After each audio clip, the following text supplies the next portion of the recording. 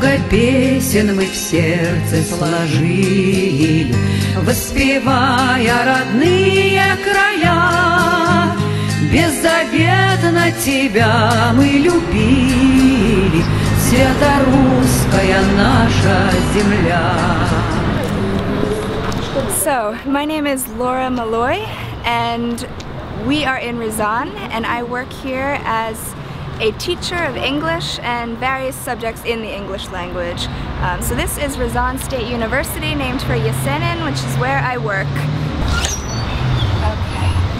This is the main entrance to Ryazan State University, and it is named for Sergei Yesenin, who is a famous Russian poet who is from this region, from Ryazan. And this is him, so we have a statue of him just in the front.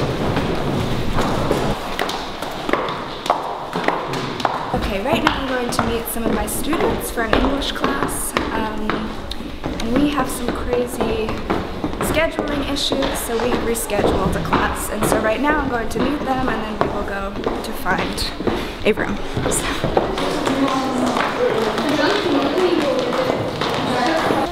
Torture. Okay, right. I think in the entire world it is a kind of torture. I'd rather be overdressed for a job interview than underdressed. Well, generally everybody who comes into the Foreign Languages Department studies English primarily, and then they will have a second or even a third language in addition to that. So this group, they study German in addition to English. But most of them have started English at an earlier age, so in high school or perhaps before that. Some of them actually even had opportunities to study English at this university before beginning, because they offer courses for high school students or for adults. So they had an opportunity there. Well, I am here as part of the Fulbright program. It is a program which is sponsored by the U.S. Department of State.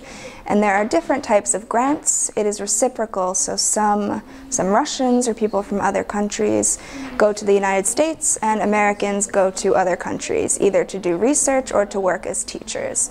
I am here as part of the ETA program, which stands for English Teaching Assistantship, and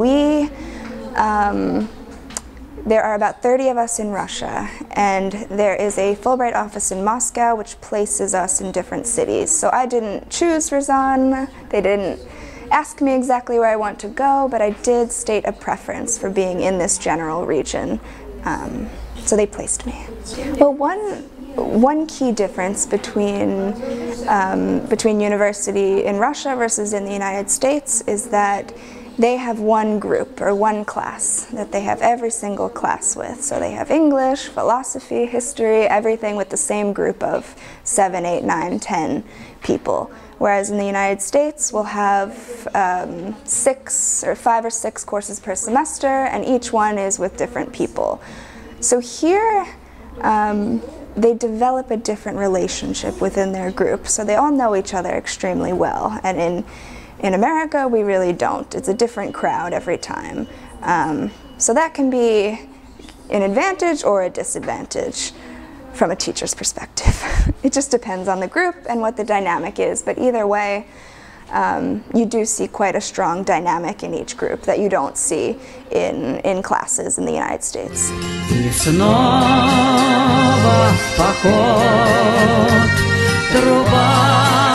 Нас зовет, мы все встанем в строй, и все пойдем в священный бой. Встань за веру, русская земля. Now we've gone on an excursion to a village which is near Ryazan. So we're in the village called Poshpova, and we are visiting a monastery which is called Iyana Bogoslovsky, and that is the monastery of John the Baptist. And this is a men's monastery which is about 40 kilometers outside of Ryazan. Right now, in order to enter the monastery, we need to wear a kerchief. As women in the Orthodox tradition, we need to cover our head when we're in a monastery or in a church. So here we have some graves from people, or from monks who used to live in this monastery. They're all buried on the grounds of the monastery. These are their graves.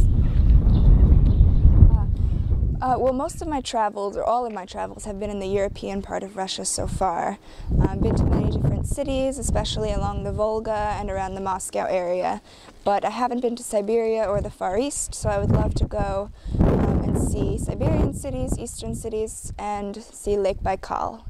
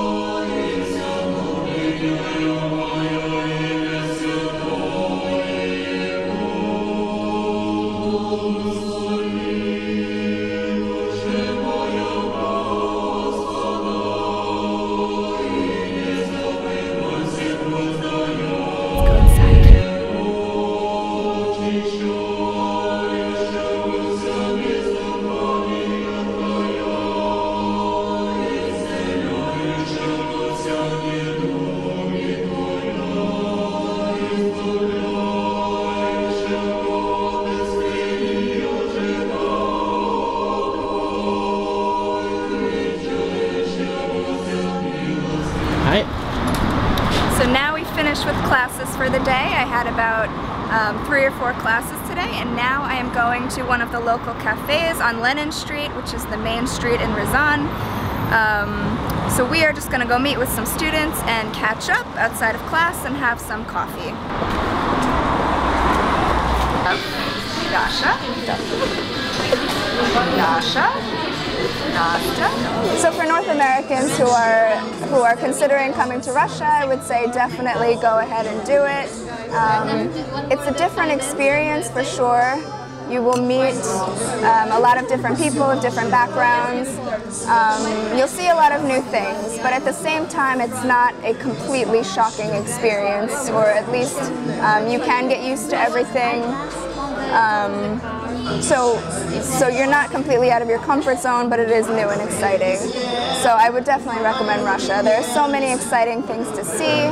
There's a lot of diversity, so you'll never be bored and you'll never run out of things to do. I would definitely recommend coming to Russia. Thank you for coming to visit us in Ryazan. It's been lovely, and I hope you'll come back sometime and visit our city. So goodbye. Bye bye.